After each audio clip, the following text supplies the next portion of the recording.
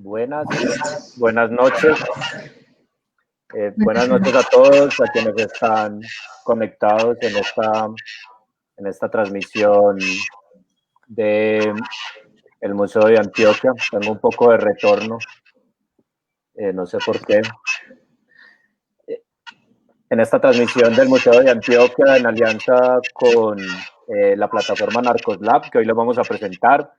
Hoy, martes 15 de julio, retomamos las reflexiones ciudadanas sobre lo narco, que es una iniciativa que se inició a principios del 2019, en el que mes a mes en el Museo de Antioquia realizábamos conversaciones con diferentes expertos en torno al fenómeno narco visto de una manera amplia, no solamente vinculado al negocio del narcotráfico ni al consumo de cocaína, sino tratando de explorar sus múltiples implicaciones en nuestra vida social, cultural, política, económica, artística. Y esta es nuestra 10ª charla. Hicimos una primera temporada en el 2019 y empezamos en el 2020, en febrero, lanzando la pregunta que nos convoca hoy: ¿qué hacemos con la familia? Y hablando de lo que hemos denominado patrimonios incómodos. La familia es una obra del maestro Rodrigo Arenas Betancourt, que estuvo colgada en la fachada del edificio Mónaco, propiedad de Pablo Escobar, desde su creación, desde el inicio del edificio hasta su demolición ocurrida en febrero de 2019. La familia, esa escultura que son 3 piezas monumentales, un hombre, una mujer y un niño, fue entregada al Museo de Antioquia, que hoy la tiene en su poder, y María del Rosario, su directora, y todo su equipo curatorial, a quienes agradecemos mucho abrir este espacio, pues abrió una pregunta pública de qué hacer con la familia, un poco para fomentar estas conversaciones que creemos muy necesarias entre todos. Hoy nos acompaña precisamente María del Rosario Escobar, la directora del Museo de Antioquia. Muchas gracias, María. Lucía González, que es comisionada de la Comisión de la Verdad, también fue directora del Museo de Antioquia y directora del Museo Casa de la Memoria, una persona muy cercana a nosotros en Antioquia y a su sector cultural en particular, ahora con los temas de verdad, producto del Acuerdo de Paz. Juan Luis Izaza Londoño, en este momento es el director de la Fundación Ferrocarril de Antioquia, también fue director de Patrimonio del Ministerio de Cultura. Alberto Escobar, que es en la actualidad el director de Patrimonio del Ministerio de Cultura, arquitecto. Juan Luis también arquitecto. Y tenemos a un invitado muy especial desde México, a Francisco Javier López Morales, arquitecto también. Fue durante muchos años director de Patrimonio Mundial del Instituto de Historia y Antropología de México, una persona con amplio conocimiento sobre los temas de patrimonio, y pues nos interesa mucho además esa hermandad con México, porque pues además de muchas cosas y del cariño, compartimos la tragedia del narcotráfico y sus secuelas y sus implicaciones. Yo, antes de empezar la conversación, que va a moderar Gerard Martin, que ahora entra cuando yo termine, que es un sociólogo holandés, que seguramente los cercanos a estas reflexiones ya lo conocen, que ha analizado mucho el conflicto interno nuestro, va a moderar la charla con Juan Luis Izaza. Yo les quería mostrar una versión beta del sitio web. Voy a compartir la pantalla de Narcoslab, que hoy vamos a presentar su imagen. Es un sitio en construcción que queremos que sea una plataforma colaborativa en la que podamos lanzar preguntas como la que estamos haciendo ahora de qué hacemos con la familia, y que además de promover foros y discusiones con expertos, también las personas del común, cualquier ciudadano local o de afuera, puede hacer sus aportes a estas discusiones. Entonces voy a compartir en este momento la pantalla.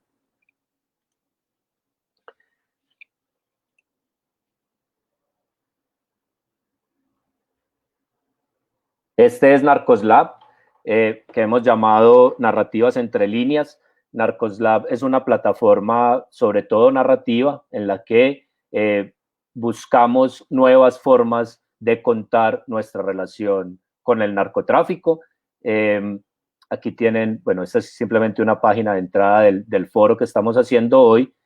Yo les quiero mostrar un par de proyectos que uno que ya habíamos desarrollado, que se llama ¿Qué hacemos con el Mónaco? ¿Qué hacemos con Pablo? Una iniciativa que empezó a raíz de la demolición del edificio Mónaco. Gerard Martin y yo promovimos unos debates en el que contamos con el apoyo de la Universidad de AFIT, de la cual yo soy profesor también, y del colectivo Lunes de Ciudad. Empezamos a hacer unos primeros debates porque nos parecía que la decisión de la demolición del Mónaco había sido muy unilateral y que le había faltado más debate público. En ese trabajo, además, le pedimos a un grupo muy amplio de personalidades de Medellín que nos respondieran a esta pregunta antes de la demolición, si está usted de acuerdo o no, o en desacuerdo con la demolición del edificio Mónaco, y logramos 100 respuestas que ustedes ven acá, que dice 6, Leonor Cruz, viuda del coronel Valdemar Franklin Quintero, asesinado por Pablo Escobar en 1989. Una quinta parte de esas 100 respuestas es de víctimas directas del narcotráfico, y el resto es de personas del mundo político, del mundo social, de la cultura, que todos dan una visión múltiple y muy variada de lo que significa ese edificio para nosotros. Aquí pueden ver algunas de ellas. En este momento la plataforma permite verlas de manera aleatoria. Y aquí hay algunos otros, vamos a ir colgando material complementario. Estas son las impresiones en el momento de la demolición, vistas desde el Picacho de un barrio popular con el artista Freddy Serna, y aquí vamos a ir llenando unos textos que hemos producido. También hicimos una convocatoria para artistas que fueron convocados a intervenir el edificio en ese momento, y vamos a hacer una muestra de sus obras.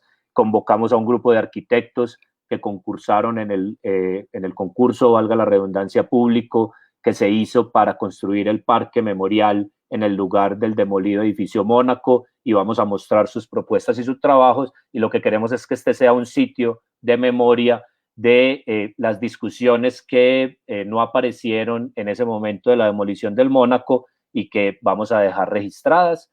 Este fue un primer proyecto, y ahora creamos también, en alianza con el museo, un sitio conjunto en el que vamos a dejar memoria de todas las reflexiones que hemos hecho. La primera temporada, como les dije, fue en el 2019, no las grabábamos en video, están los audios, y ahí las personas van a tener acceso a todos los audios de cada una de las reflexiones que hemos hecho desde que empezamos esta propuesta. Y en la temporada 2020 de este año ya las hemos grabado en video. La primera la hicimos en febrero en el Museo de Antioquia antes de la pandemia, y hemos ido escogiendo algunos pequeños fragmentos, pero también van a tener acceso a las 2 horas de conversatorio que fue en ese momento. Este que está siendo grabado pues también va a estar ahí, y todos los que hagamos de reflexiones ciudadanas sobre lo narco van a tener aquí su espacio. Este es un poco simplemente para mostrarles cómo entendemos el proyecto, que es Narcoslab, como les dije, una plataforma colaborativa que en una primera fase cuenta con un apoyo de la Fundación Gabo y de Open Society Foundation, de un fondo que se llama Fondo de Investigación y Nuevas Narrativas sobre lo Narco. Es un fondo latinoamericano para periodistas que busca encontrar formas innovadoras de contar nuestra relación con las drogas de uso ilícito. Recuerden ustedes que siempre se nos ha dicho sobre todo a partir de la serie Narcos de Netflix, que ha habido una sola narrativa o que la ficción ha dominado la narrativa sobre nuestra relación con lo narco y pues precisamente lo que nosotros queremos aquí explorar es múltiples maneras y convocar a diferentes disciplinas para contar esa relación de una manera más compleja, más rica, más plural sobre todo. Esto era lo que yo les quería mostrar, ya voy a dejar de compartir en este momento. Y le voy a dar paso a Gerard Martín para que continúe con el conversatorio. Muchas gracias y buena suerte. Muchas gracias, Alfonso. Muy buenas noches a todos ustedes. Muchas gracias por interesarse por esta temática. Como Alfonso explicó, el proyecto en el cual estamos actualmente es el tema de qué hacemos con la familia, la escultura que fue pegado sobre el edificio de Escobar y que ahora está en manos del Museo de Antioquia. Entonces queremos arrancar con María del Rosario, la directora del museo, para que ella nos explique por qué el museo decidió recibir esta escultura, de quién es la escultura hoy y por qué decidió el museo abrir estos debates y posicionar este tema del patrimonio incómodo en el espacio público.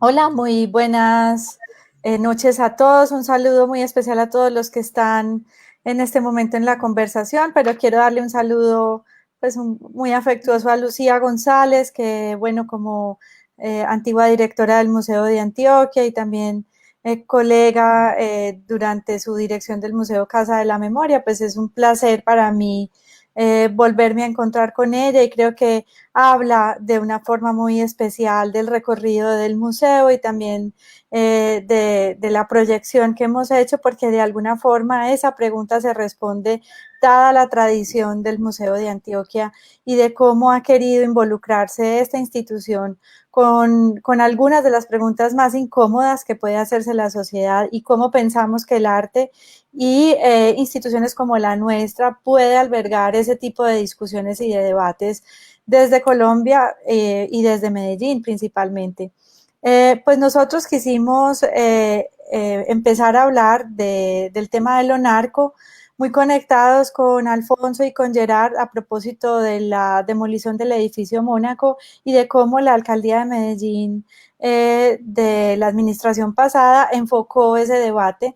Nosotros quisimos abrirlo mucho más, abrirlo como el museo podría hacerlo y debido a ese debate público que empezó a suceder un poco a contrapunto desde nuestra institución, recibimos una llamada de la Policía Nacional a mediados del año pasado en donde nos ofrecían tener la escultura de la familia para que el museo la recibiera y pudiéramos incorporarla dentro del guión de nuestra institución.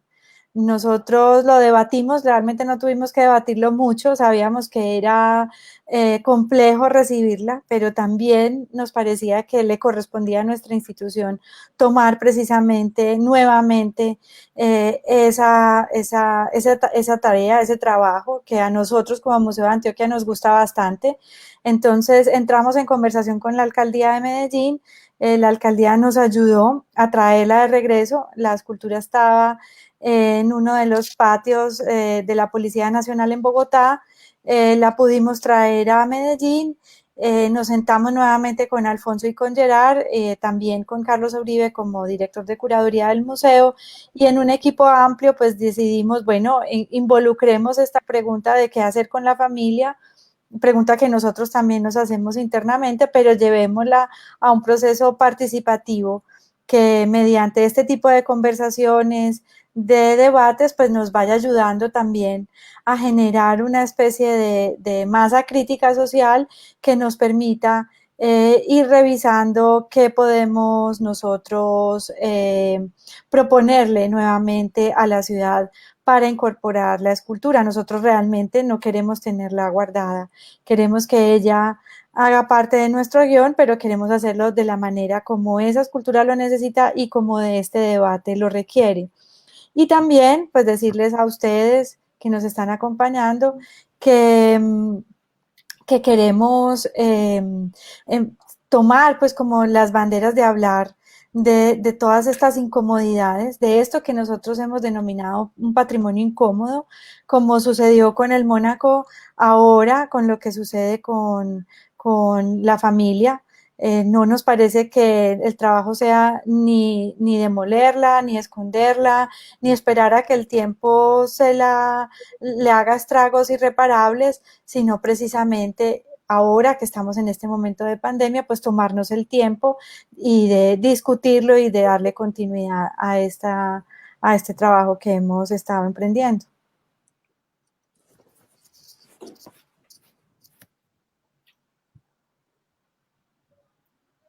Tienes el micrófono, no se te escucha, Juan. Ya. Hola,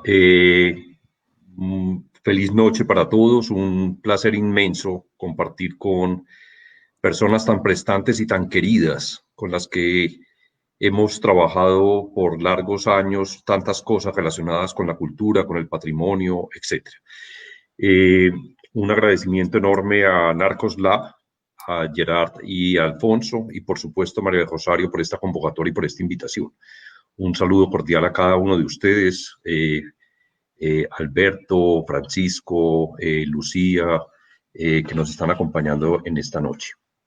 A mí me parece absolutamente pertinente y oportuno y además muy acertado el nombre de esos patrimonios incómodos.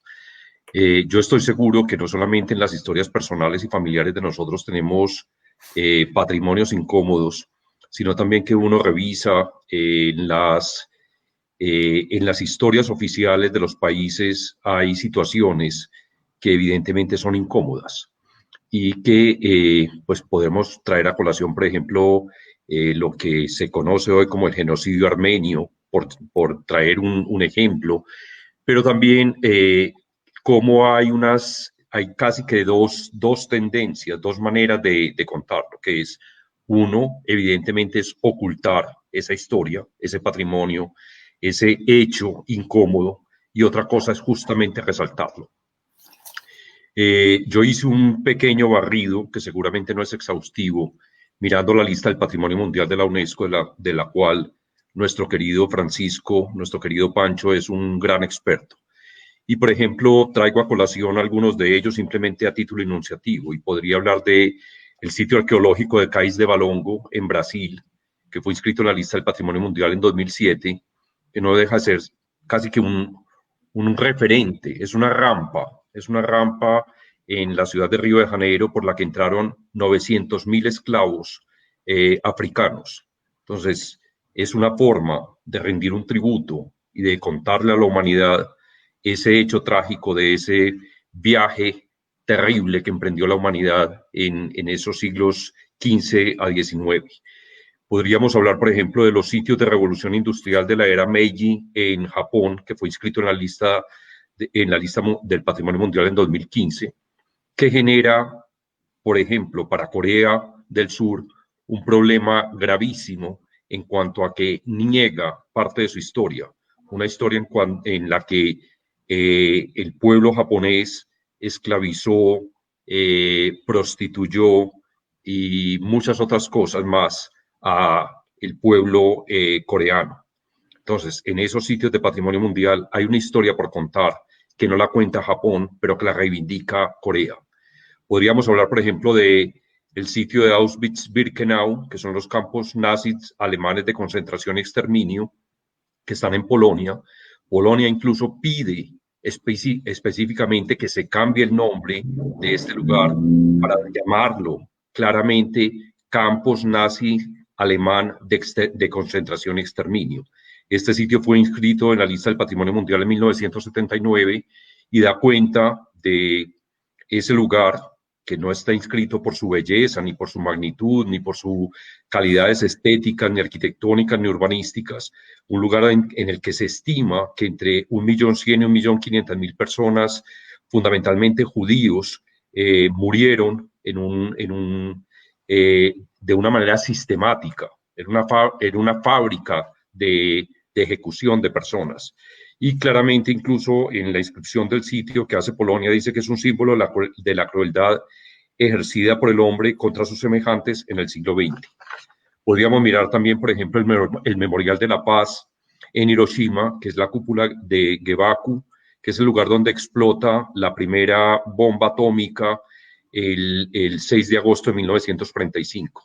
Este sitio fue inscrito en la lista del Patrimonio Mundial por Japón en 1996 y tampoco recuerda un hecho, digamos, ameno, ni un hecho placentero de la humanidad. Recuerda justamente uno de los momentos más trágicos, más que parten dos la historia de la humanidad y particularmente del siglo XX. Podríamos hablar de la isla de Gorée en Senegal, que está inscrita desde el año 1978, que fue un centro de comercio de los esclavos, el más importante de las costas africanas entre los siglos XV y XIX, y que también Senegal, cuando inscribe este sitio, señala muy claramente que es un excepcional testimonio de una de las grandes tragedias de las sociedades humanas en el que es el tráfico de esclavos. Podríamos hablar incluso, por ejemplo, mi querido Pancho, del Centro Histórico de Varsovia. El Centro Histórico de Varsovia fue propuesto para la lista del Patrimonio Mundial por Polonia en 1980 y fue un lugar que fue destruido por las tropas hitlerianas en más de un 85% en agosto de 1944. O, por ejemplo, seguramente podríamos seguir, habría otros tantos patrimonios incómodos a los cuales podríamos hacer referencia. Esto dentro de un contexto mundial. Sin embargo, en el contexto nacional también podríamos hablar, por ejemplo, claramente de Casa Arana. Casa Arana fue ese lugar donde Julio César Arana, un peruano que nace en 1864 y muere en 1952, va a crear ese emporio de las caucherías, del caucho. Y se estima también que en ese lugar fueron exterminadas cerca de 30.000 personas, fundamentalmente indígenas, de las etnias Huitoto, Andoque, Ocaina y Bora. Una historia trágica para esa población que sigue teniendo, incluso dentro de su patrimonio cultural inmaterial y de sus memorias, pues esos hechos absolutamente trágicos para sus ancestros, para sus abuelos y bisabuelos. Esa crónica pues, fue maravillosamente narrada por Mario Vargas Llosa en el libro que se llama El sueño del Celta, que recoge la vida, la trayectoria fascinante de Roger Casement, este irlandés que, entre otras cosas, denuncia claramente las atrocidades que se estaban cometiendo allí en Casa Arana. Es decir, vemos no solamente en esas listas tan importantes como la lista del Patrimonio Mundial de la UNESCO, sino también, por ejemplo, dentro del contexto colombiano, podríamos hacer referencia a muchas otras, como Pancho, la Plaza de Tlatelolco, la Plaza de las Tres Culturas, que también habla de esa masacre de Tlatelolco, y muchos otros sitios de memoria. Yo quisiera darle el uso de la palabra a Alberto para que también nos aportara sobre estos patrimonios incómodos y su visión como director de Patrimonio de Colombia en este momento. Muchas gracias, Juan Luis, y a todos por esta invitación. No, yo simplemente quisiera empezar diciendo que lo primero, que la noción de patrimonio cambia mucho a lo largo del tiempo. A veces tendemos a pensar que hay una sola visión del patrimonio, recordarles que esa es una reflexión que se modifica en el tiempo y obviamente eso es importante aclararlo porque esos patrimonios incómodos también se modifican en el tiempo. Ahora mismo estaba pensando, cuando Juan Luis estaba hablando, en esa primera noción que tuvimos de patrimonio vinculada con las estatuas. La primera estatua que tuvo Colombia se puso el 20 de julio de 1846 y era de Bolívar, en la plaza que hoy en día llamamos de Bolívar, pero 16 años después de su muerte. Pero para 1837 un grupo de personas había tratado de coger el cadáver de Bolívar, que pues era su cuerpo mismo, echarlo al agua para desaparecerlo. Eso evidentemente se ha borrado de la historia. Y si uno mira realmente, digamos, como esos sitios vinculados con el patrimonio, pues tú mencionas lo de Arana, evidentemente, pero fíjate que el énfasis que tú haces está dado sobre Arana, el peruano, pero para nada mencionamos que Rafael Reyes hizo parte también, digamos, de todas estas expediciones de caucheros y que 2 de sus hermanos literalmente fueron devorados por los indios. Uno pensaría también en otros eventos, digamos, vinculados directamente con la historia de Colombia que resultan muy incómodos, como por ejemplo las bananeras, en donde en 1978 el mismo Arenas Betancourt, del que vamos a hablar después, hace un monumento que absolutamente nadie reconoce en Ciénaga, o sea que tampoco a veces es suficiente poner el monumento, digamos, no está reconocido como patrimonio de la nación, pero sí hay un punto, digamos, que marca lo que sucedió ahí, pero ya nadie lo recuerda. Pienso en el evento probablemente más doloroso para Colombia en el siglo pasado, que es el 9 de abril, y no hay absolutamente nada que recuerde este evento.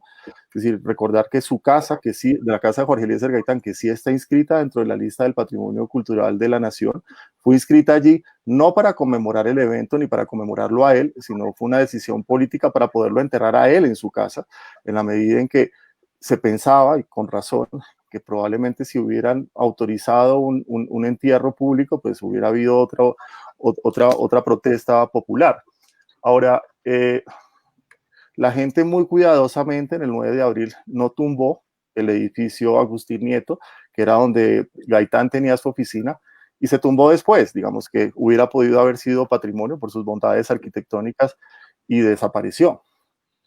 Y un poco lo que trato de decir con esto es que no es suficiente con simplemente reconocer a veces esos patrimonios incómodos, sino que es suficiente también que la sociedad sea crítica y tenga la suficiente madurez para poder evaluar qué pasó realmente en torno a esos eventos. Fíjate que Casement escribe el libro negro del Putumayo de 1910, que es el que denuncia evidentemente todo lo que estaba pasando con Arana, y nos tomamos casi 100 años en declarar ese sitio como Patrimonio Cultural de la Nación en el año 2008. Y yo percibo que si no es porque Vargas Llosa escribe este libro sobre Casement, probablemente muchos colombianos no tendrían idea de qué fue lo que pasó en ese lugar. Entonces, a pesar de que se hace la declaratoria, percibo que todavía la reflexión que tenemos que hacer en torno a lo que sucedió con los indígenas huitotos y de todas estas familias andoques que fueron, como tú bien lo mencionaste, esclavizados y en muchos casos asesinados en ese lugar, todavía este país no lo ha hecho. Y en ese sentido creo que a veces no es suficiente ni siquiera con declarar el sitio patrimonio. Tú mencionabas Auschwitz y quizás, y tú insistías en que los polacos habían hecho pues énfasis en que querían que efectivamente se reconociera a los nazis como los asesinos, pero creo que todavía la sociedad polaca tiene que hacer una reflexión sobre todo lo que ellos colaboraron también para la persecución de los judíos, y es una tarea que creo que tienen pendientes. Los alemanes me parece que han sido más autocríticos con esto.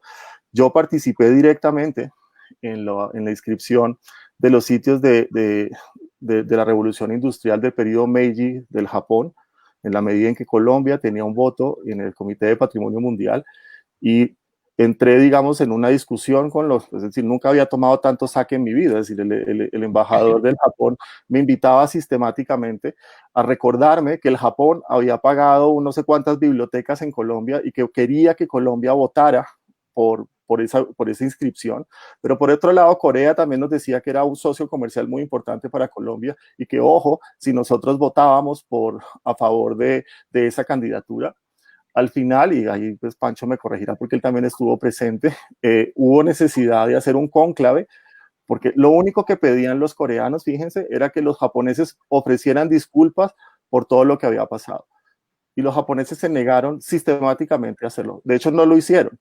Así que la única solución posible fue darle 2 minutos a los japoneses para que anunciaran la inscripción y 2 minutos a los coreanos para que hablaran, y cerraron automáticamente la discusión, y ni siquiera se abrió la discusión, simplemente se inscribió el sitio.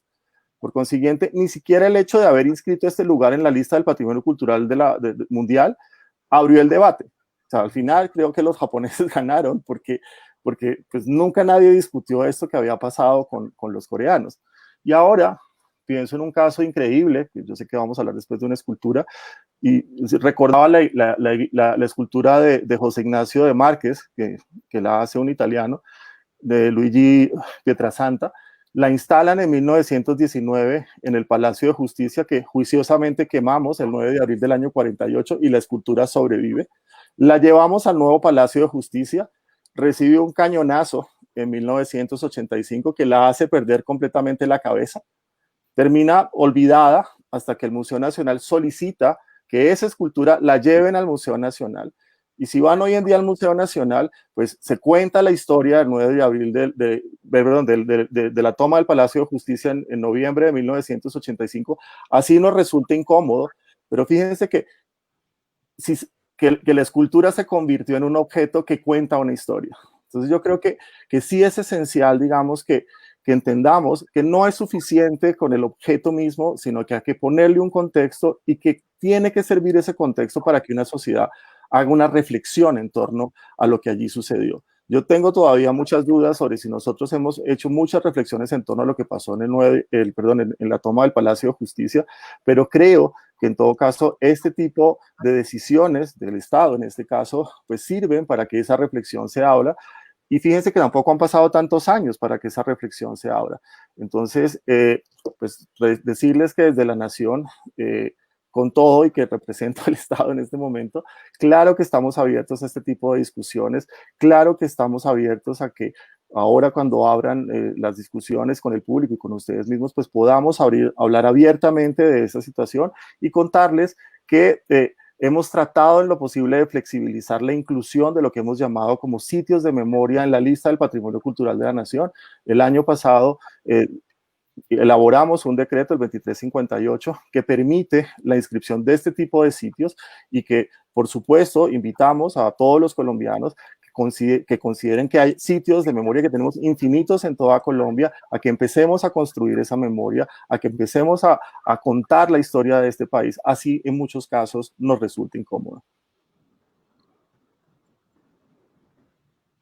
Muchas gracias, Alberto. Muy lúcidas tus opiniones y tus interpretaciones. Y efectivamente yo sé que desde el Ministerio de Cultura se tiene, digamos, una visión bastante amplia, bastante permeable del patrimonio. No estamos hablando ya de aquellos edificios monumentales construidos a imagen y semejanza de modelos europeos, sino de muchas otras cosas cuando estamos hablando de patrimonio. Mi querida Lucía, yo quería darte a ti el uso de la palabra y pues que tú nos contaras un poco desde la Comisión de la Verdad cómo se tratan estos temas incómodos, cómo lo ves y cuál es tu percepción también desde la posición que hoy ocupas.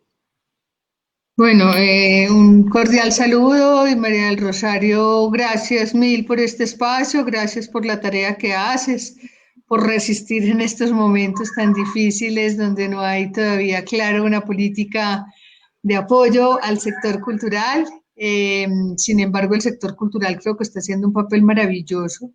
Las grandes conversaciones y los grandes momentos en estos tiempos de pandemia, casi todos han venido de la cultura. Si no son los cantantes, son las reflexiones que vienen desde la cultura. Gerard, un cordial saludo, y Juan Luis, pues muy rico verte, y Francisco, no te conocía, pero por supuesto te he oído mentar mucho. Muchas gracias. Mira, Juan Luis, los temas en la Comisión de la Verdad, todos son incómodos. Entonces, realmente, pues ese es como el paisaje. Porque reconocer la profundidad de lo que aquí pasó y sigue pasando, pues tiene que ver no solamente con el dolor, sino con la vergüenza de haber permitido que este país viviera lo que ha vivido, de la manera como lo ha vivido, que tantas comunidades se vieran afectadas de la manera tan dramática. Hablemos de las comunidades indígenas, de las comunidades afro, de los campesinos, de los pobres. y realmente no hubiéramos hecho nada, y esta sea la hora en que está en debate si el país debe o no implementar un acuerdo de paz. Entonces estamos hablando de temas duros todo el tiempo. Y yo quisiera decir que me sorprende que el tema del narcotráfico es un tema que el país se encargó de separar del conflicto armado. De hecho, en la ley de víctimas no se consideran víctimas las víctimas del conflicto armado, del narcotráfico. Muy raros, en muy raro caso se considera, porque se considera que ese es un fenómeno aparte, y en este país no ha sido un fenómeno aparte, y creo que en ninguna parte el narcotráfico genera y alimenta conflicto y vive del conflicto. Entonces yo creo que, como decía Alberto, el problema no son las cosas, el problema es el sentido profundo de las cosas, y las cosas tienen un sentido, pero también se pueden cargar de nuevos sentidos o resignificar, y yo creo que esa es la tarea fundamental que hay que hacer. Porque lo más preocupante es poner la atención en la cosa y no en lo que la cosa representa. Aquí nos da pena que en la televisión aparezcan las mujeres del narcotráfico, y nos da vergüenza que aparezca el daño del narcotráfico, pero no nos da tanta vergüenza el narcotráfico. Hay una perversión cultural ahí. Yo creo que pues esta discusión es muy pertinente, especialmente en torno al narcotráfico, que es un tema que no está puesto en la agenda pública. No hay una pregunta abierta a la ética y a la política en Colombia frente al narcotráfico. De hecho, no hay una política integral de combate al narcotráfico, y el daño que el narcotráfico hizo en la cultura no tiene nombre y tampoco se ha nombrado. Y mientras no se nombre, no se sana. Quitando, poniendo el edificio, paseando o guardando la escultura, la pobre escultura que no tiene nada que ver, la pobre cayó allá, pudo haber estado en cualquier otro lugar, pero lo importante es reclamar el sentido profundo al que nos remite un patrimonio, si es que nosotros queremos convertir en patrimonio el narcotráfico, o de qué patrimonio estamos hablando. Gracias. A ver, me parece supremamente interesante lo que tú comentas, y que reitera lo que había dicho Alberto. Es decir, la pobre escultura no tiene la culpa. La pobre escultura es un hecho artístico, digamos, podríamos hablar incluso, entre comillas, de neutro, pero que permite también hoy en día, como el caso que estaba contando Alberto, que es muy patético y muy impresionante ver esta escultura, la típica escultura de finales del siglo XIX, principios del XX, academicista, sin cabeza, porque es un fragmento también de esa crónica y de esa violencia por el Palacio de Justicia. Es decir, yo creo que tenemos en nuestras manos la oportunidad extraordinaria de narrar unas historias a partir de un elemento neutro, entre comillas neutro, porque no es neutro, como es la escultura de la familia del edificio Mónaco. Yo quisiera pedirle a nuestro invitado internacional, mi muy querido amigo Francisco Javier López Morales, que también nos contara un poco, no solamente, también, como decía Alfonso en un principio, esa enorme complicidad, esa enorme cantidad de cosas que unen a México y a Colombia, sino también el dolor de esta tragedia generada y ocasionada por el narcotráfico. Y quisiera que hicieras un poco tus apreciaciones y tus reflexiones en torno a estos patrimonios incómodos, mi querido Pancho.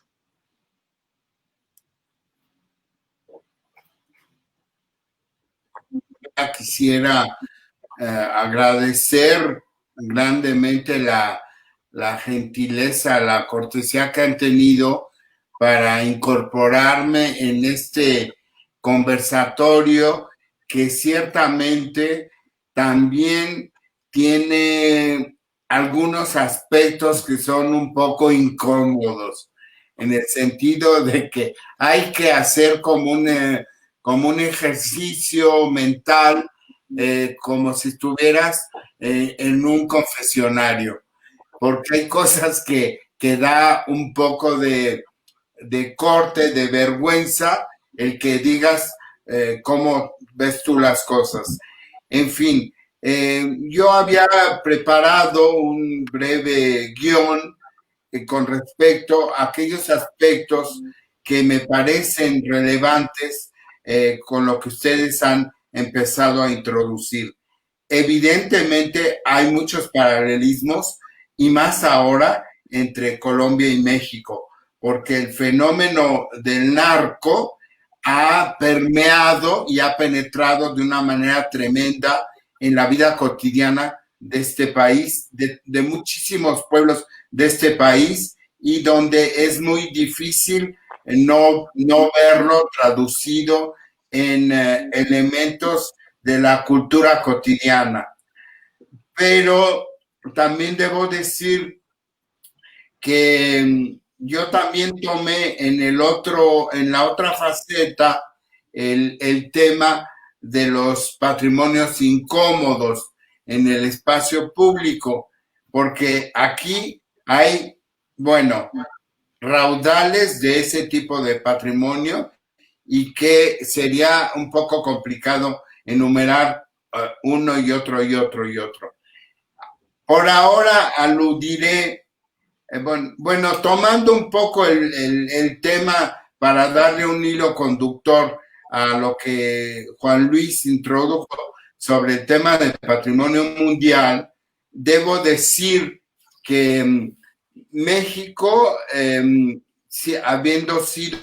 habiendo tenido la presidencia del comité en 1996 en la ciudad de Mérida, en Yucatán, también enfrentamos, como es de costumbre casi, como es casi normal, que ese patrimonio tenga que dirimir y que tratar una serie de discusiones que muchas veces, por supuesto que son de carácter político, pero donde hay cuestiones que son muy complicadas para que todos los actores en conflicto lleguen a un acuerdo satisfactorio para todas las partes. Y en ese sentido me acuerdo que aquí en Mérida se llevó una discusión agria, difícil y también muy prolongada, porque los japoneses, y luego lo escribieron, pretendían enlistar en esa lista de patrimonio mundial Hiroshima, y ahí a la que era mi jefa, que acabo de hablar con ella hace poco, Tere Franco, le tocó lidiar de alguna manera con toda la delegación de Estados Unidos, que eran muy numerosos en aquel momento, lidiar porque estaban evidentemente haciendo presión para que ese sitio de Hiroshima no fuera inscrito, no fuera insertado en la lista. Y luego de una diplomacia abierta y de una discusión muy amplia, se logró finalmente la inclusión de Hiroshima también como un sitio de memoria que todo mundo tiene presente y que desde luego para los americanos era un lugar, no solamente era una afrenta, sino era una discusión incómoda. Pero de esos elementos tenemos muchos ejemplos y solamente aludiré a uno último que a mí me tocó presenciar, porque aquí en Ciudad de México, porque la embajada de Azerbaiyán quiso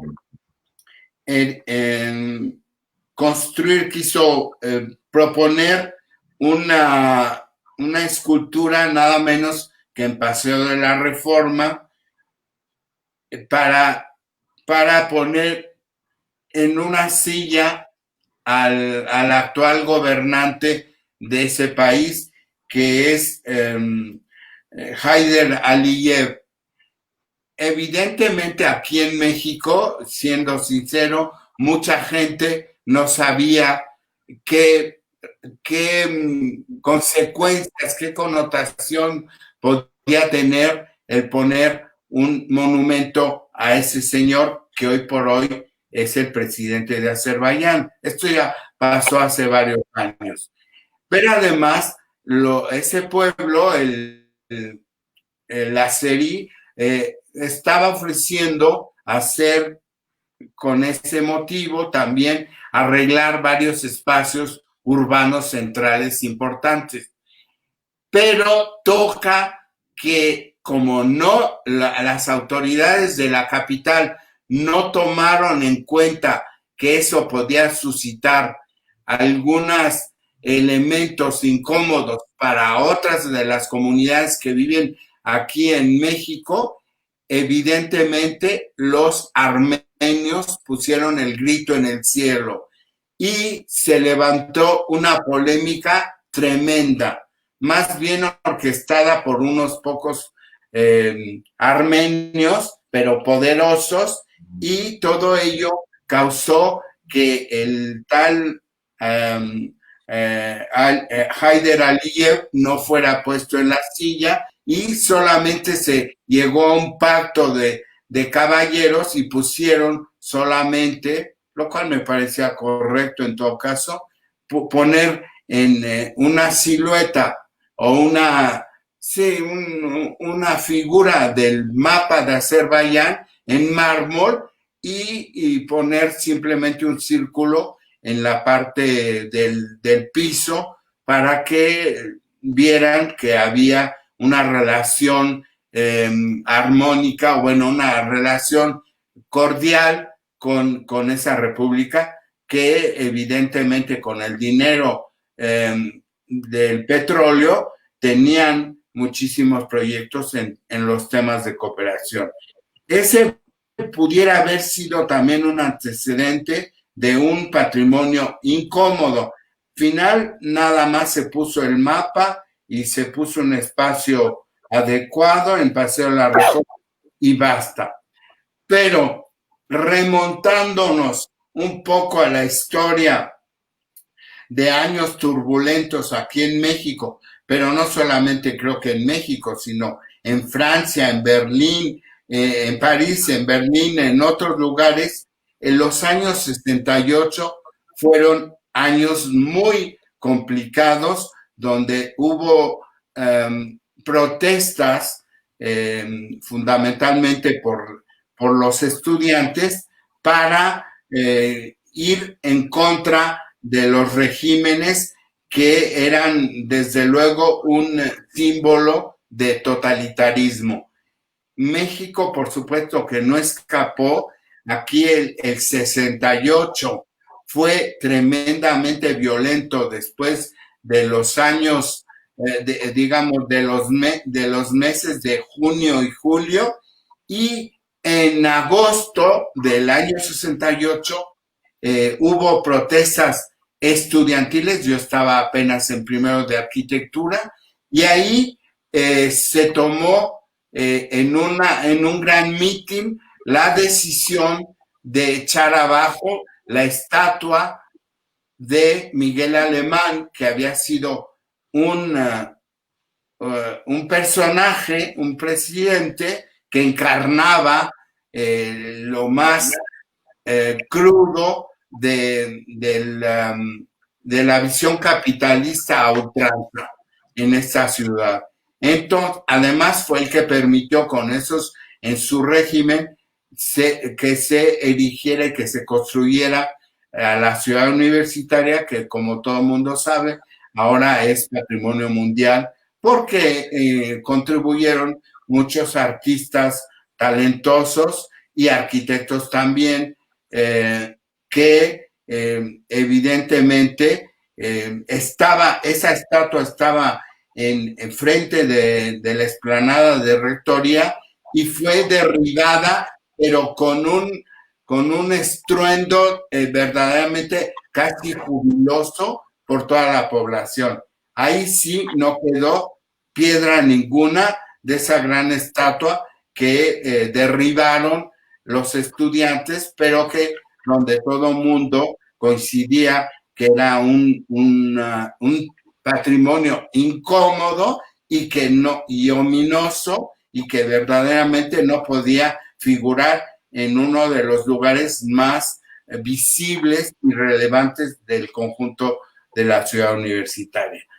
Ahora, siguiendo un poco, el guión no me lo pinta, pero yo lo retomo, hace poco, y una vez que la ciudad universitaria fue incorporada a Patrimonio Mundial, la dirección que yo tenía formaba parte del Consejo para la Conservación del Campus Central de esa ciudad universitaria.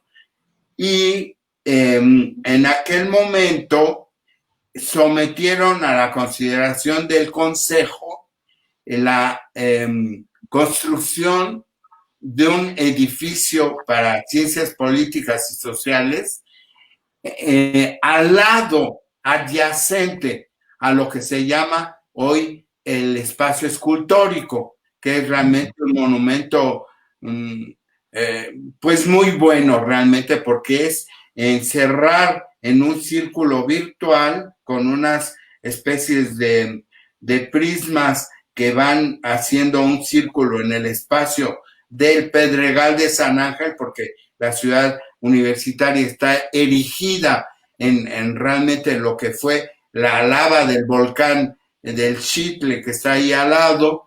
Entonces, ahí había un círculo extraordinario que se llama el espacio escultórico, donde vemos simbólicamente la escultura a la lava volcánica, que tiene formas muy sugerentes desde el punto de vista de una escultura, pero también de la obra hecha por la naturaleza, es decir, la erupción de un volcán extinto.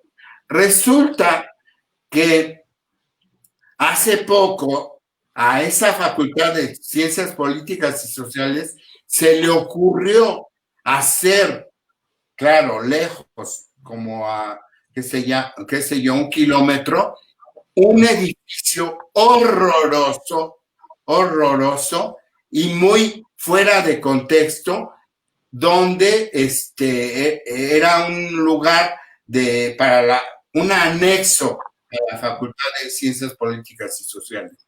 Por supuesto que nosotros pusimos el grito en el cielo, pusimos una protesta muy airada de parte del Consejo, pero ahí es donde ven que muchas veces las voluntades académicas y de expertos reconocidos para que podamos alzar la voz no siempre es escuchado, y el edificio fue construido con 7 niveles.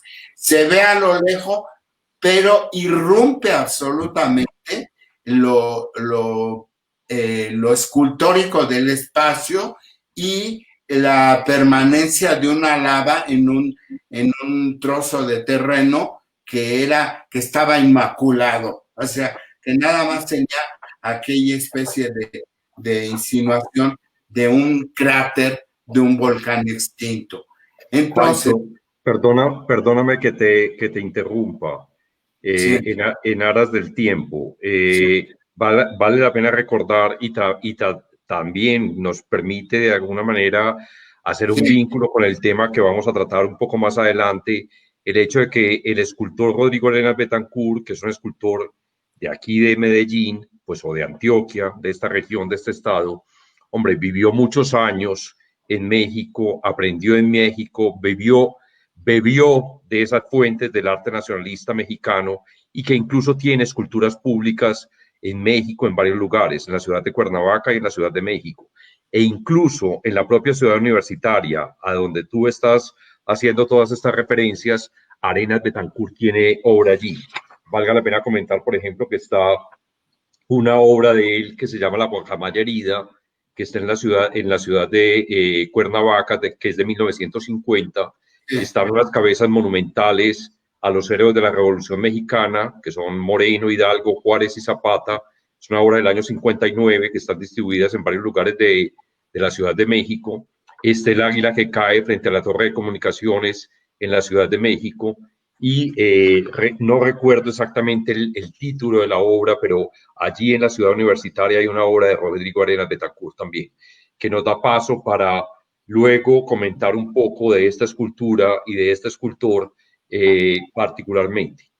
Perdóname, Pancho, pero quiero... No, me parece muy bien, porque yo quería evocar que incluso en épocas actuales todavía hay muchísimas cosas que son, muchísimos ejemplos que tenemos en nuestras ciudades, y aunque esté protegida por la UNESCO, hay una irrupción totalmente arbitraria y muy vergonzosa, porque incluso el rector fue, lo puedo decir aquí, fue cómplice de todas esas marrullerías que hicieron para que el edificio no fuera cortado. En realidad, yo lo único que esperaría a futuro, si es que se puede, es que por lo menos quitaran 2 o 3 niveles de ese edificio y aquello se subsana de alguna manera.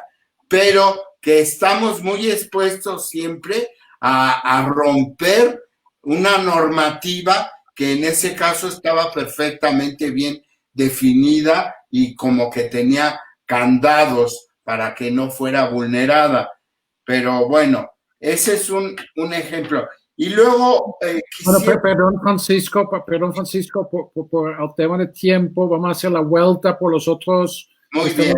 Y regresamos a ti ya sobre el tema también del patrimonio, más en relación con lo narco hoy. Yo quiero preguntar a Lucía si nos puede, por favor, devolvernos en este momento a Medellín y desde la experiencia de haber sido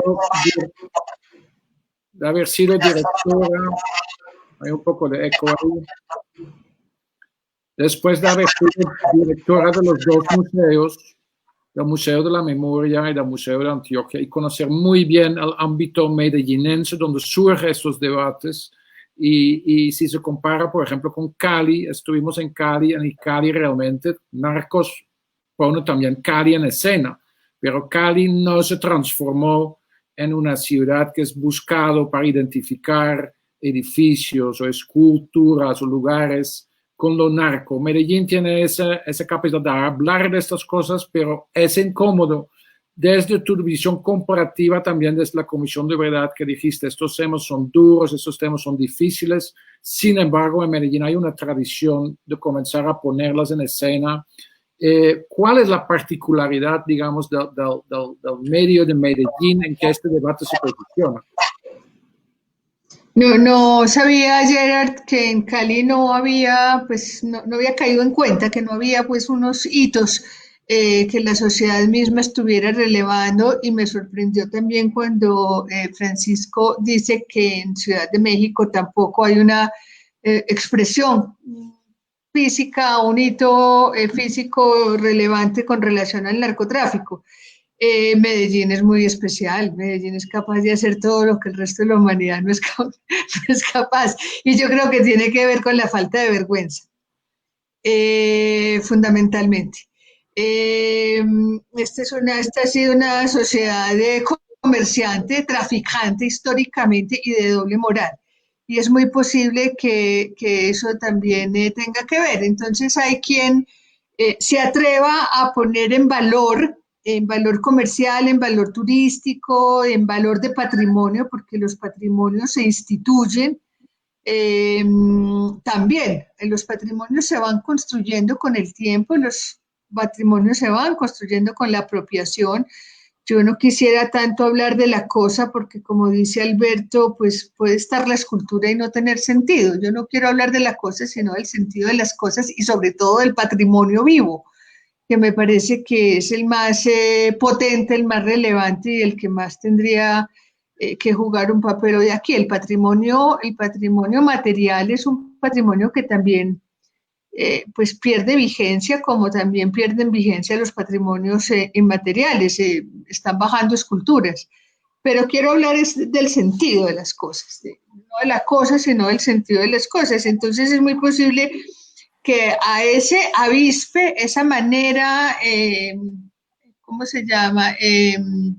Tan ventajosa de la cultura paisa, de sacarle partido a todo, pues sea más fácil y tenga menos vergüenza convertir en patrimonio lo que fue realmente y sigue siendo como el deterioro total de una sociedad, la captura del Estado, la producción de víctimas, el envenenamiento con la droga de múltiples poblaciones, el de asesinato y el desprecio a los campesinos. Mejor dicho, detrás del narcotráfico hay una pregunta por la moral de una sociedad, por la apuesta moral de una sociedad y política, y esa es la que me preocupa. Entonces, ¿qué importa si aparece o desaparece el Mónaco o cualquier otro, o por ejemplo Telemedellín? ¿Cómo les parece haber convertido esa casa de Telemedellín, esa era de quién? De Castaño. Castaño, sí. Sí, de Castaño, haberla convertido, pues a mí jamás se me hubiera ocurrido convertirla en Telemedellín. Yo la hubiera dejado pasar por alto, pues yo como gobernante creo que no hubiera hecho pues nada por recuperar una casa de tan mal gusto, que traía tan mala memoria, como también me acordé ahora del castillo. El castillo pues debería ser también un patrimonio incómodo, pues porque es que tener un castillo en Medellín en homenaje a un rico, a la vida de un rico, pues un castillo hechizo o al Disney, es de lo más mañé que puede ser. Y finalmente, pues a alguien se le ocurrió irlo convirtiendo en un lugar de la cultura y cambió el sentido y le es útil a una parte de la sociedad.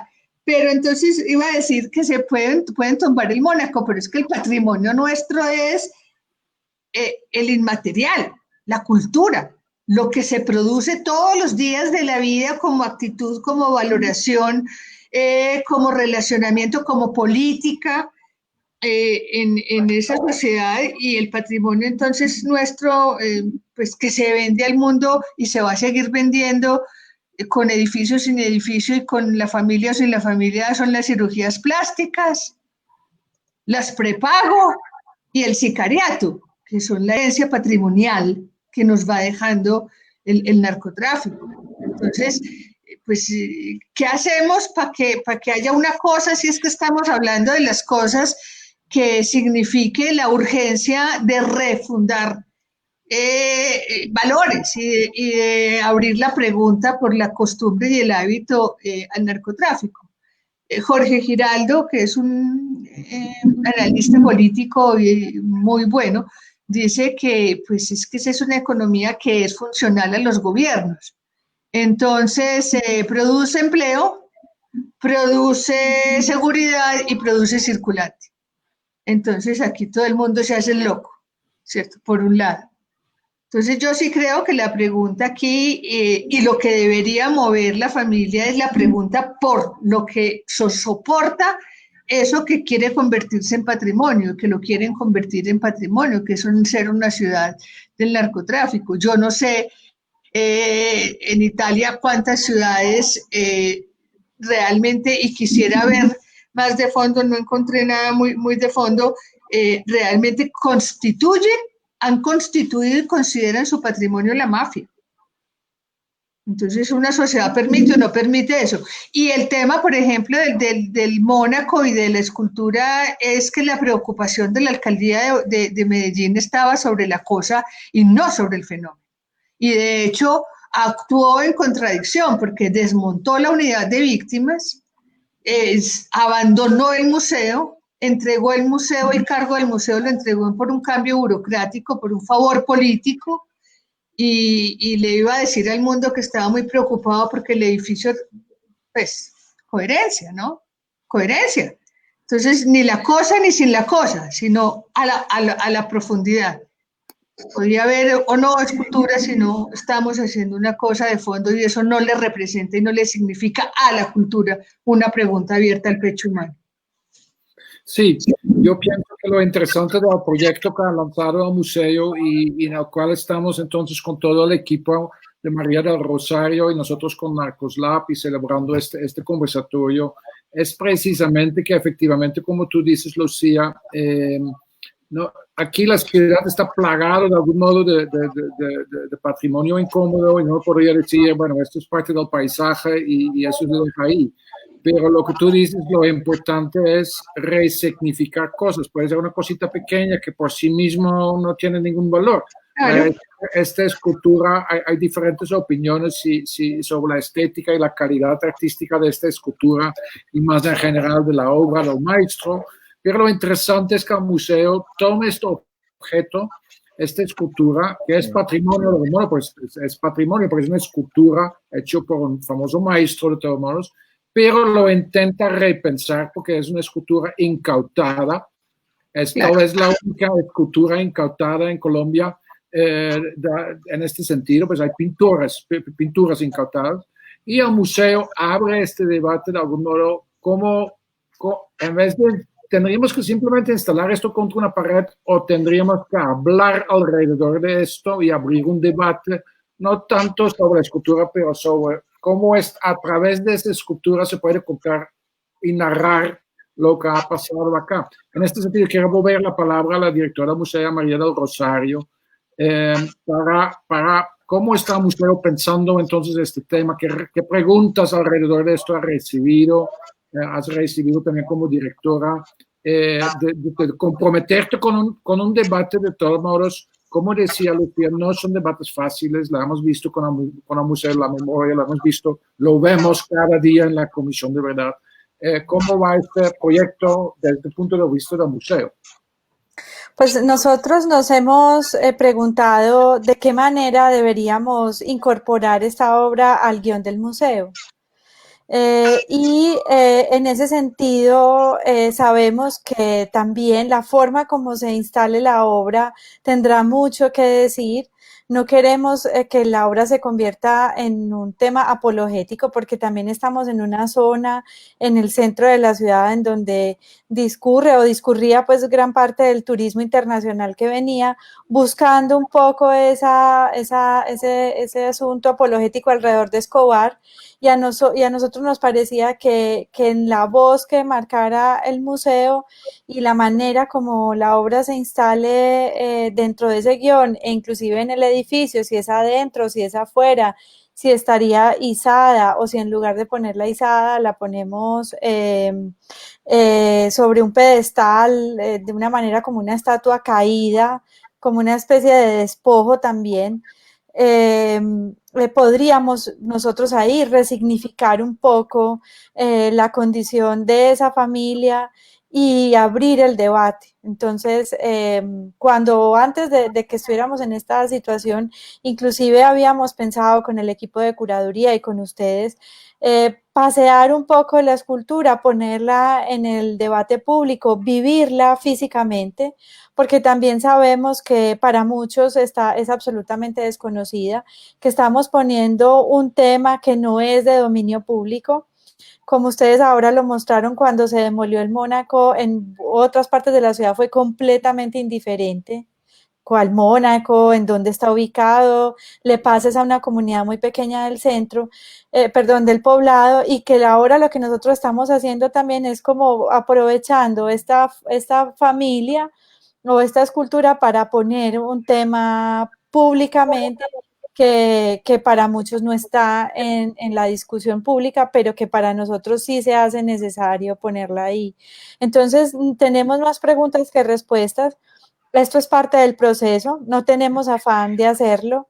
La obra está bien custodiada por nuestra institución y sabemos que estamos tocando un tema sensible y lo queremos hacer muy bien, y por eso todas estas conversaciones nos dan pistas y quisiéramos volver nuevamente como una especie de curaduría participativa, como el museo lo ha sabido hacer muy bien, para generar ahí, yo no sé si un consenso, pero sí la posibilidad de generar un debate amplio en donde hasta cuando no estén de acuerdo con nosotros, construyamos a partir de eso.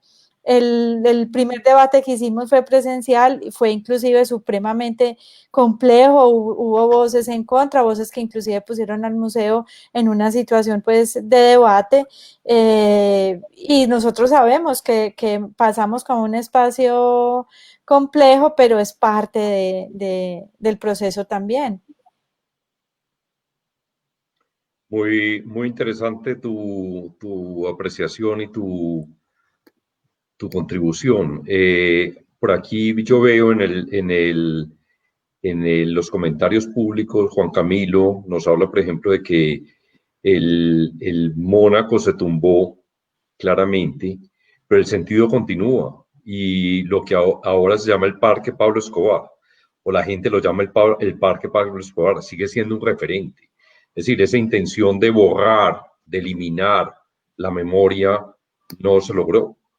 Entonces, seguramente el proyecto arquitectónico es muy acertado y los criterios de intervención se cumplieron a cabalidad de acuerdo a las bases del concurso que estableció la alcaldía de Medellín con la EDU, etcétera, etcétera.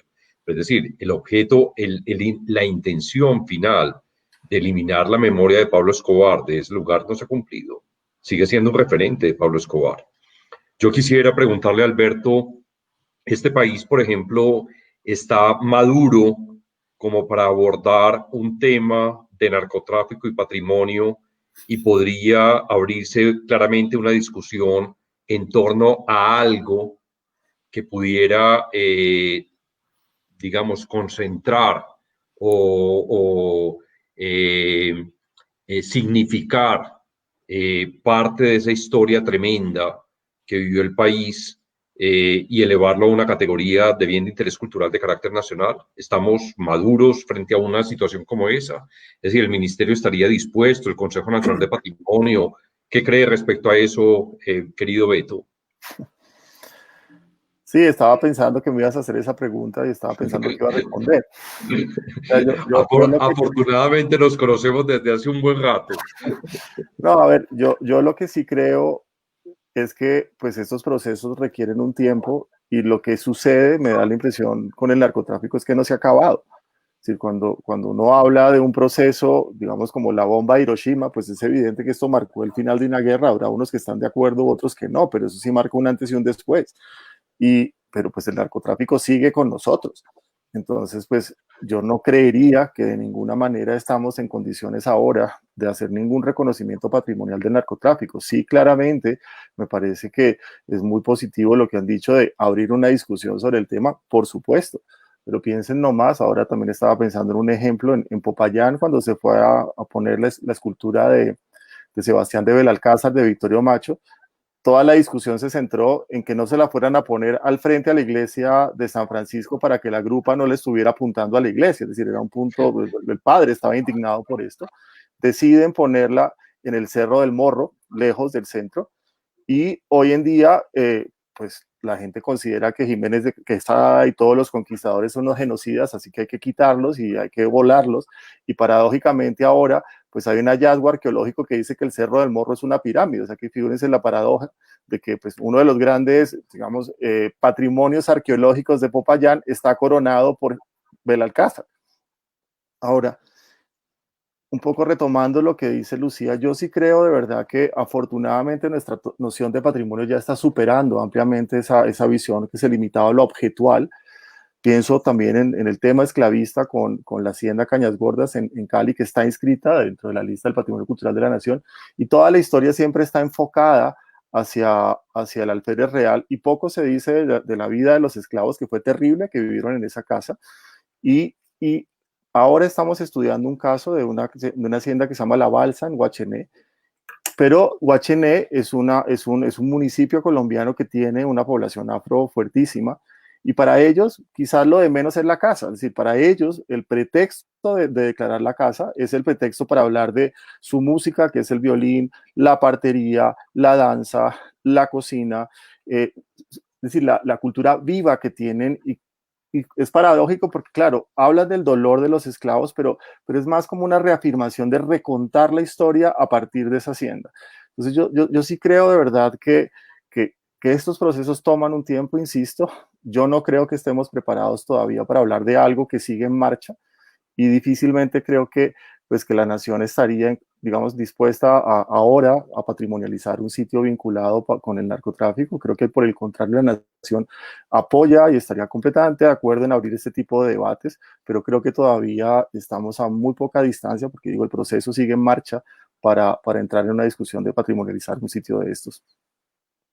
Yo recuerdo y traigo a colación cuando nuestra querida y admiradísima Elvira Cuervo de Jaramillo, directora del Museo Nacional y posteriormente ministra de Cultura, planteó que, por ejemplo, la famosa toalla de tiro fijo debería estar en el Museo Nacional, que prácticamente casi la linchan.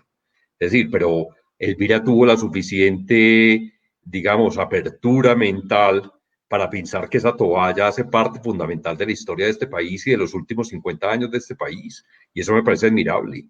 Eso me parece admirable. Yo creo que nosotros, con lo que estamos haciendo y con estas conversaciones en torno a lo incómodo y en torno a lo narco también, hombre, la necesidad de narrar una historia que no podemos ocultar y que no podemos negar y que es fundamental para entendernos hoy como colombianos y que habrá que tener alguna serie de objetos o de inmuebles o de elementos que nos permitan narrar y contar esa historia. Probablemente a la vuelta de unos años un poco más desapasionada, pero esa historia hay que contarla. Y Pancho, querido, que estás pidiendo la palabra, bienvenido y coméntanos tú un poco de tu experiencia. Yo quiero decir que este diálogo, este conversatorio que tienen ustedes en Colombia, aquí no ha llegado a ese nivel. Es decir, que todavía estamos viviendo en carne propia el tema del narcotráfico y muy fuerte, tan fuerte que hay zonas que están asoladas por la crueldad del narco. Nada más quisiera evocarles 2 o 3 elementos que dan cuenta de que también aquí hay expresiones. Yo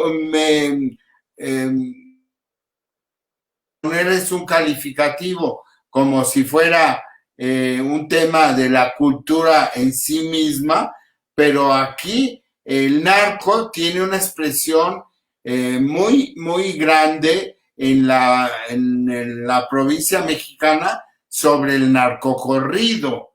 Es decir, en la música sí que se expresan todo ese tipo de manifestaciones y lo mismo, hay otro público ávido de saber cómo ocurre toda esta tragedia que estamos viviendo ahora mismo aquí en este país, que son las narconovelas, es decir, las novelas que están puestas y que de alguna manera también, como ustedes bien decían, hacen una apología de estos personajes que son de dudosísima valor moral y que de ninguna manera pueden ser puestos como ejemplos a seguir, pero sin embargo están ahí presentes en el diario acontecer de la cultura mexicana.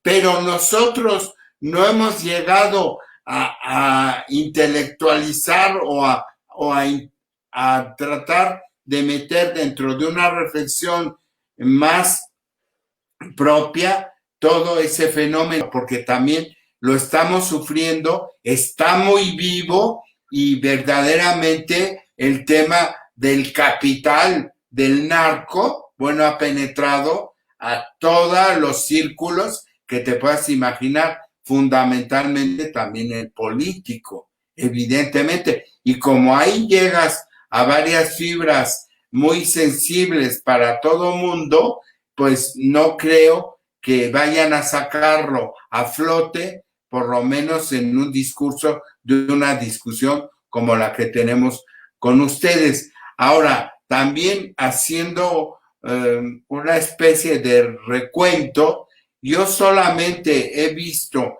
en poblados dispersos en la amplia geografía mexicana, sí he visto, por supuesto, manifestaciones de lo que se podría llamar la narcoarquitectura, pero siempre son manifestaciones muy, muy menores y el sello del dinero mal habido emerge a las luces de todo mundo porque está presente con los materiales que construyen esas viviendas. Pero en general, aquí en la Ciudad de México, es poco reconocible esa penetración, al menos en lo construido. Es un poco lo que yo quisiera compartir. Ahora, como último comentario, yo quisiera que también se tocara lo sensible que ahora es la memoria colectiva con respecto a la muerte de Floyd allá en Estados Unidos, porque ahí sí que se manifestaron tirios y troyanos, es decir, todo mundo protestó en contra de este homicidio, de esta brutal masacre que hubo en contra de mucha de la población negra y que ahora ha dado cuenta a que hasta la escultura de Cristóbal Colón fuera derribada. Es decir, ahí pasaron todos a la guillotina, no dejaron uno vivo. Entonces, me parece que es importante porque para un pueblo que daba por hecho que todos son la supremacía blanca, pues que se han equivocado enormemente y ahora el tema de las grandes minorías en aquel país ha emergido con una fuerza tremenda que todavía no tenemos una idea de cuál vaya a ser el ajuste de cuentas. Y ahí, Pancho, probablemente con el caso de México, es decir, Colombia vivió antes, un poco antes, lo que ahora está viviendo México. El narcotráfico en Colombia sigue estando vivo y las redes de distribución, de consumo, de tráfico siguen siendo tremendas en este país. Funcionan a la par. Y valdría la pena comentar, pues te invitamos a ti por ser quien eres, pero valdría la pena preguntar, por ejemplo, qué está pasando en Argentina con el narcotráfico, qué está pasando en Chile con el narcotráfico, qué está pasando en Perú, qué está pasando prácticamente en toda nuestra región de América Latina y el Caribe con el narcotráfico. Aquí hay una impronta marcadísima de la estética, incluso del cuerpo. Es decir, el cuerpo como portador de una serie de mensajes creo que estuvo profundamente marcado por el narcotráfico. Es decir, hay una estética corporal, una estética artística, una estética arquitectónica, una estética comportamental marcada totalmente por el narcotráfico.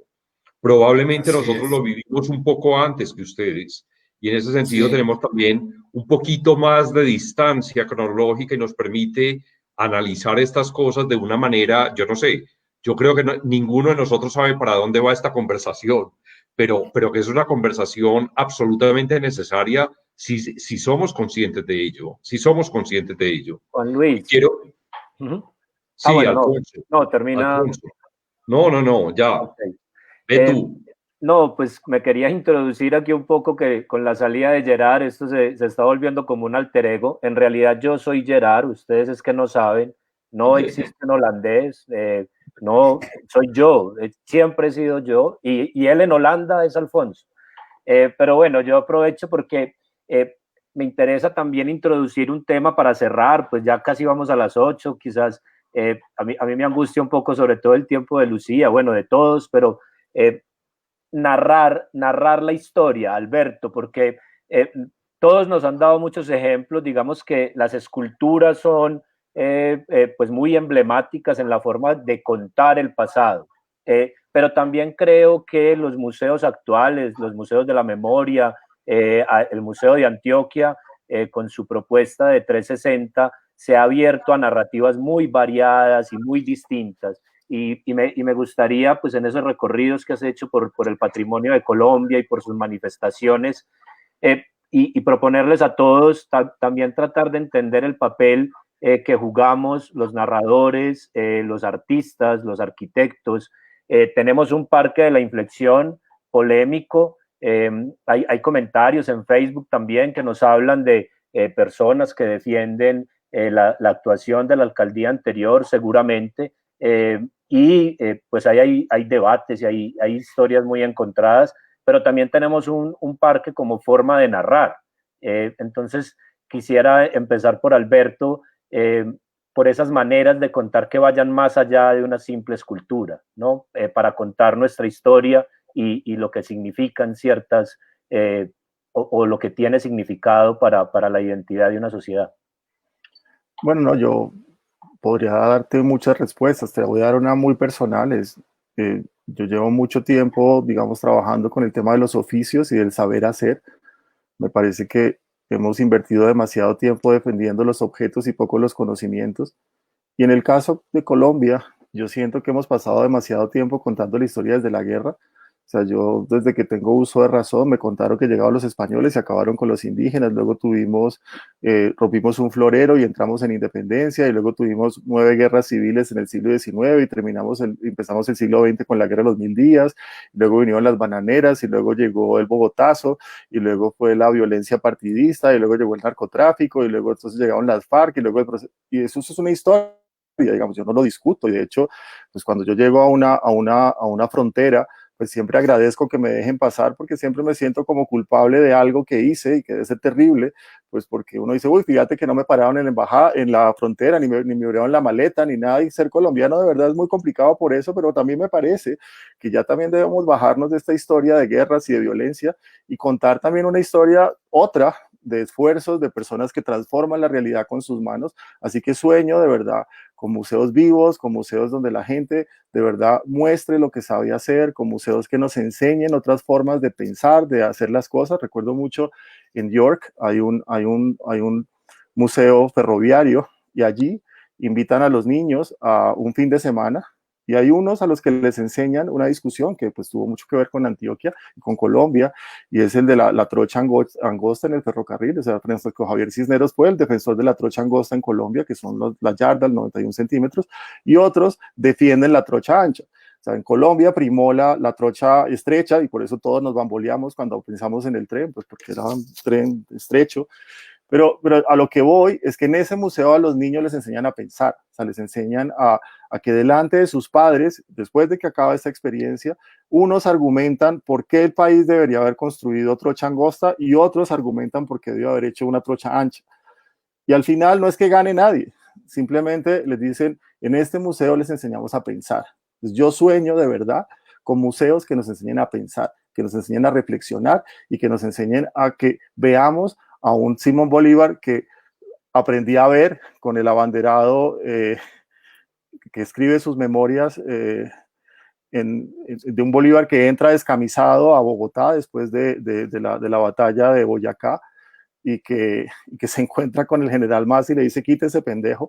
O sea, ese Bolívar de carne y hueso es el que me emociona, mucho menos que el de bronce que está parqueado ahí desde 1846 en el centro de la plaza. Eso sería lo que te diría.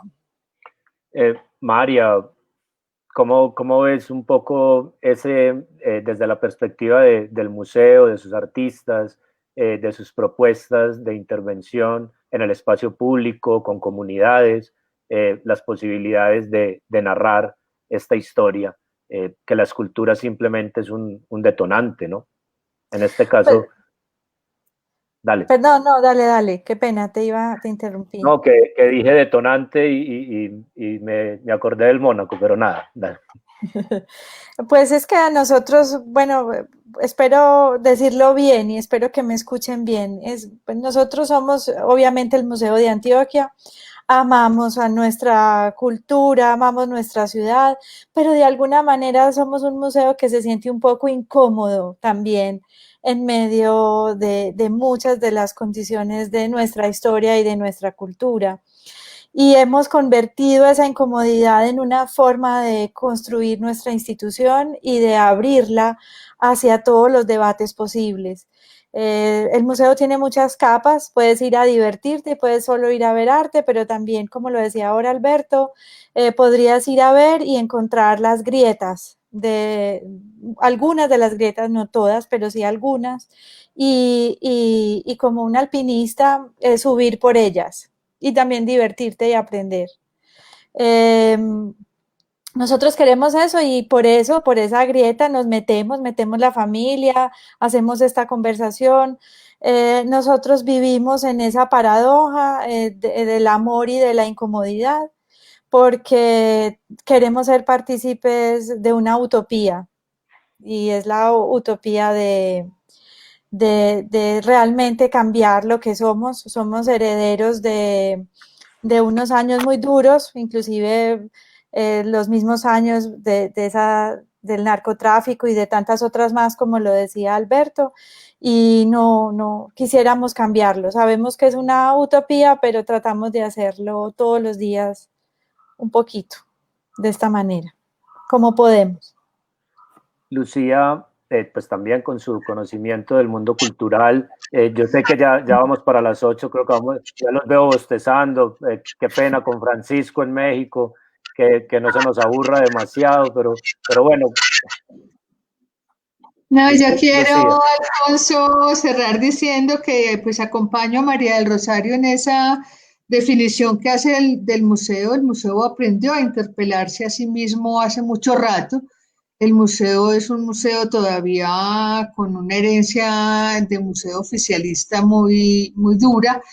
Todavía no tiene una sala de culturas indígenas, o los indígenas no aparecen por ninguna parte, por ahí quedaron medio colados en una sala que hicimos del barro, porque no logramos hacer la sala de los indígenas. Cuando yo llegué había una sala de culturas prehispánicas, es decir, los indígenas todavía estaban en la prehistoria y por supuesto los afros no están. Pero el museo se ha hecho todas esas preguntas, el museo ha hablado se ha abierto una pregunta por cómo se configuró la historia de Antioquia, cómo se configuró la raza antioqueña, que todavía pues hay quienes se la creen, las masculinidades, la afrocolombianidad en Antioquia, todo eso está ahí. Yo creo que ese es el papel realmente de los museos. Cuando yo estuve en el Museo de Antioquia y pusimos los temas del conflicto armado y estos temas, en Europa les pareció muy raro. Ellos decían que no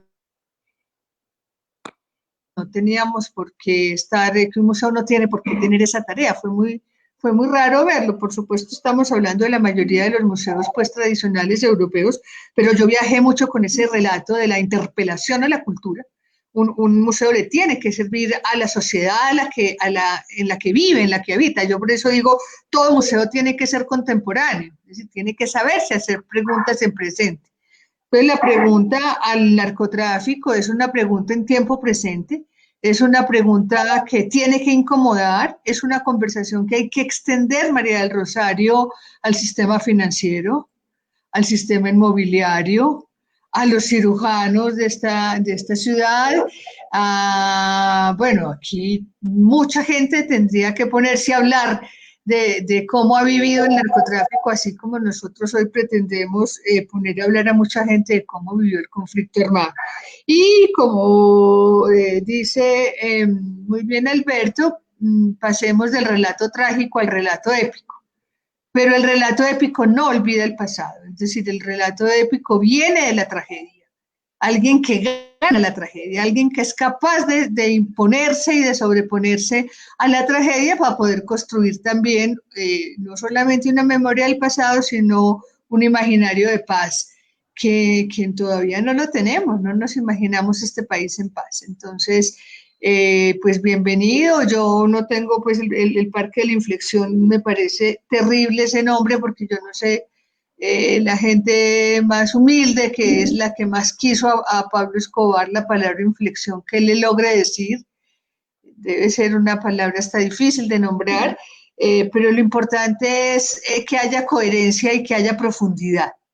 Y ojalá los gobiernos algún día elijamos gobiernos que tengan una comprensión mucho más profunda de la cultura y sepan para qué está la cultura en un aparato de gobierno. Tiene un ministerio, tiene una secretaría o tiene unos museos.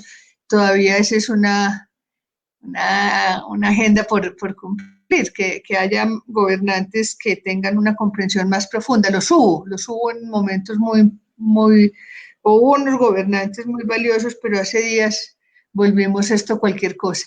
Creo que el ministerio ha avanzado más que lo que ha avanzado, por ejemplo, la Secretaría de Cultura en la ciudad de Medellín, que tuvo un papel muy importante porque entendió en la época de los 90 que tenía que abrirle preguntas desde los barrios populares a la ciudad por el conflicto armado. Y muchas gracias, muchas gracias. Esta es una conversación muy interesante, tan bueno que no tenemos que resolver nada.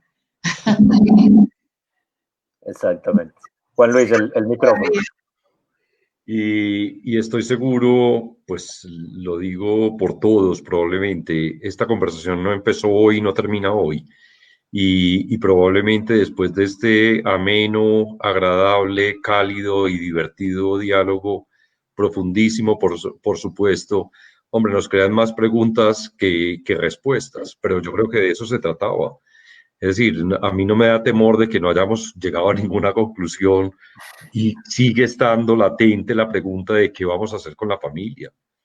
Y la familia, me atrevería a pensar, María del Rosario, por ejemplo, que lo ponía ahora, es decir, cómo dialoga Horizontes, que también es una familia, también es un padre, una madre y un niño, cómo dialoga con la familia de Arenas Betancourt.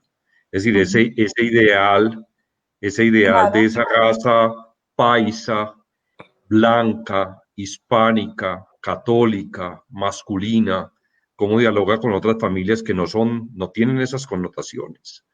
A mí me encanta pensar que este diálogo sigue, es decir, que no concluye aquí ni mucho menos, y no pretendía concluir, sino abrir una cantidad de ventanas y de postigos para iluminar, para mirar, para encontrar matices tremendamente ricos respecto a esa narrativa de nuestra realidad, de nuestra historia reciente y también de nuestro arte y de nuestra cultura. En ese sentido, por eso Narcoslab es una plataforma abierta que pretende precisamente escuchar muchas voces. Es una lástima que nosotros por esta plataforma no podemos interactuar directamente con los comentarios que se están haciendo ahora en Facebook, pero las personas, esos comentarios los vamos a poder tramitar a través de Narcoslab. Yo no sé si Francisco tiene algún comentario final para cerrar de esta invitación, y yo finalmente les voy a volver a compartir mi pantalla en un momento para mostrarles la página que vamos a abrir para discutir precisamente sobre la familia. Nosotros logramos con la autorización de María del Rosario del Museo de Antioquia tomarle algunas fotos, descubrirla por unos breves momentos y poderle tomar algunas fotos. Está un poco amortajada, por decirlo de alguna manera. Les voy a crear un poco de suspenso y a partir de ahí, pues, que nos sirva de inspiración para proponer narrativas muy diversas, desde el arte, desde los oficios, como dice Alberto, desde todas las disciplinas.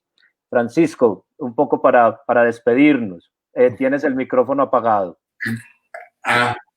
¿Ya? Ya está bien, ya está bien. Bueno, no, yo seré muy breve. Me ha encantado y me ha provocado muchos cuestionamientos este diálogo sobre el tema de lo narco. Algo conozco, pero yo me consideraría un iletrado en este campo.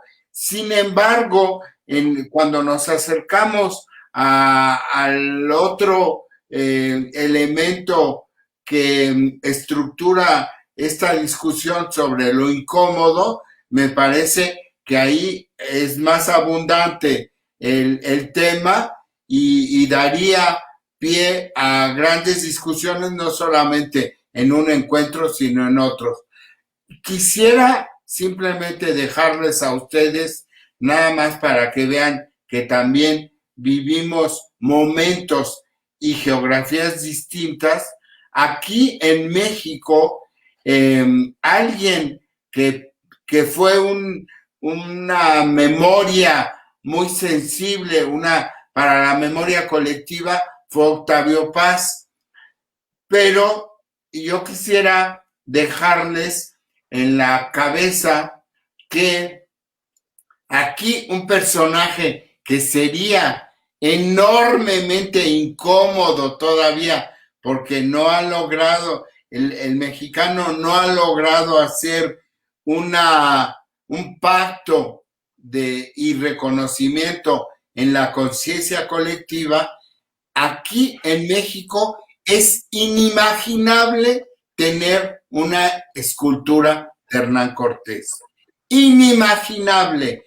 Podríamos tener de muchos personajes y el día que pongan por ahora una escultura de ese personaje tan importante en la historia de nuestro país, al día siguiente la derribarían.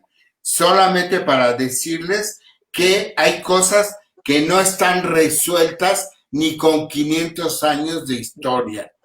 Yo viví en Sevilla un tiempo y a un lugar que me gustaba ir a tapear en la noche muchísimo, que se llamaba la Tasca de Eslava, al lado había una escultura de Hernán Cortés y una calle de Hernán Cortés. Y a mí me llamaba la atención porque evidentemente él, siendo de Medellín, pues era un personaje importante, pero aquí es impensable. Entonces, nada más se los pongo para que tengamos esa especie de barómetro, esa especie de péndulo, de saber en cuál parámetro, en qué abanico nos estamos moviendo, porque estamos hablando de ayer, pero no de antier.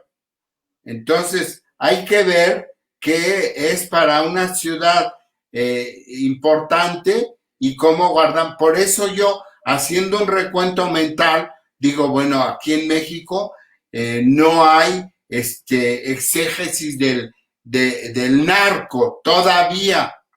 En cuanto a la ciudad construida, no estoy hablando la ciudad periférica, pero en muchas ciudades de provincia sí que hay elementos muy contundentes de cómo el narco ha penetrado. Pero a mí me parece que hay que hacer una especie de escáner memorístico para saber cómo podemos ir ubicando adecuadamente esta discusión. Muy bien. Yo denme 2 minutos, les voy a mostrar simplemente la página web, vuelvo y nos despedimos. Voy a compartir la pantalla en este momento. María del Rosario, esta es la sorpresa que teníamos un poco aquí preparada. Y este es un espacio que va a tener Narcoslab. Francisco, que no la conocía, no sé si Alberto, esto es lo que logramos destapar en un momento dado, simplemente para poderle tomar unas imágenes. Están viendo ahí que les digo que es un poco como amortajado. Lucía, que tiene mucho simbolismo, esa familia caída, ¿no? Digamos que es la familia caída que bien muestra. Aquí, como pueden ver, podemos darle visibilidad a los Twitter, a los comentarios que está haciendo la gente en vivo, en directo. Traeremos los de Facebook también. Lo que queremos es que este lugar sea un lienzo en el cual los comentarios de la gente queden rayados y pueda quedar esa memoria que le ayude en este caso al museo y por intermedio del museo a toda la gente a resolver preguntas incómodas o por lo menos a generar nuevas preguntas, generar alternativas y hacer que Medellín vuelva a retomar el camino de conversar públicamente sobre sus dificultades y sus conflictos, que lo habíamos perdido un poco. Esa es la idea. Entonces, aquí esperamos que ustedes prontamente, como les digo, esta es una versión beta en construcción, pero aquí van a tener los canales dispuestos y las redes sociales como una urna viva. De alguna manera nuestro logo es un cubo y es un portal al mismo tiempo, porque también es donde entra esta discusión. Queremos que sea también una urna que guarde la memoria de lo que estamos hablando. Ya les dejo de compartir. Yo sé que nos hemos extendido quizás más de la cuenta. Lucía, muchas gracias por la paciencia, por el tiempo. Has sido muy generosa. Francisco, también por dejarnos robarle un poco de su tiempo y de su descanso en esta noche. Alberto, que nos ha hecho un recorrido también maravilloso por ese conocimiento que tiene del patrimonio y haber puesto esta discusión también, María del Rosario y Juan Luis, no solamente en términos antioqueños, sino en términos colombianos e incluso en términos latinoamericanos. Creo que también es muy importante. Creo que Medellín, por el tiempo que lleva en este tema, puede compartir mucho su experiencia con otros lugares. Juan Luis, puedes despedir. Pues a mí no me resta nada más que agradecer. Como decía el famoso Pedro Vargas al final de sus conciertos, muy agradecido, muy agradecido, muy agradecido. De verdad que ha sido un gusto y un placer compartir este rato, esta sesión con ustedes. Pienso que ha sido tremendamente enriquecedor. En mi opinión, quedan más preguntas que respuestas, muchas más inquietudes abiertas, pero eso me parece fascinante. Es decir, esto no pretendía ni mucho menos concluir y que en esta conversación de 1 hora y 45 minutos pudiéramos definir claramente qué es lo que vamos a hacer con la familia. Creo que la pregunta sigue estando sobre la mesa y que todas estas contribuciones y estos distintos puntos de vista pues nos van por lo menos inquietando y nos van motivando a seguir comentando y seguir discutiendo cómo es que narramos este presente y este pasado próximo en nuestra historia, que es tan determinante como tantos otros hechos históricos. Por mi parte, pues agradecerles a todos y a cada uno de ustedes, a Gerard, a Alfonso desde Narcos Lab, a Alberto, a Francisco, a María del Rosario por esta generosísima invitación, a Lucía por sacar ese tiempo escasísimo dentro de su agenda para compartirlo con nosotros y para compartir siempre esas opiniones tan agudas, tan críticas, tan precisas y tan evocadoras de tantas cosas, tan motivadoras de tantas cosas. A todas las personas que nos acompañaron, vi que hubo cerca de 170 personas que estaban siguiendo este conversatorio, también un agradecimiento enorme. Fue difícil poderles seguir y dar la palabra, pero tenemos en cuenta muy particularmente sus opiniones y sus participaciones. A todos una feliz noche y muchas gracias. María del Rosario, muchas gracias. Y seguiremos con reflexiones ciudadanas sobre lo narco. Esperamos tener una agenda y retomar después de este parón con las reflexiones. Gracias. Muchas gracias.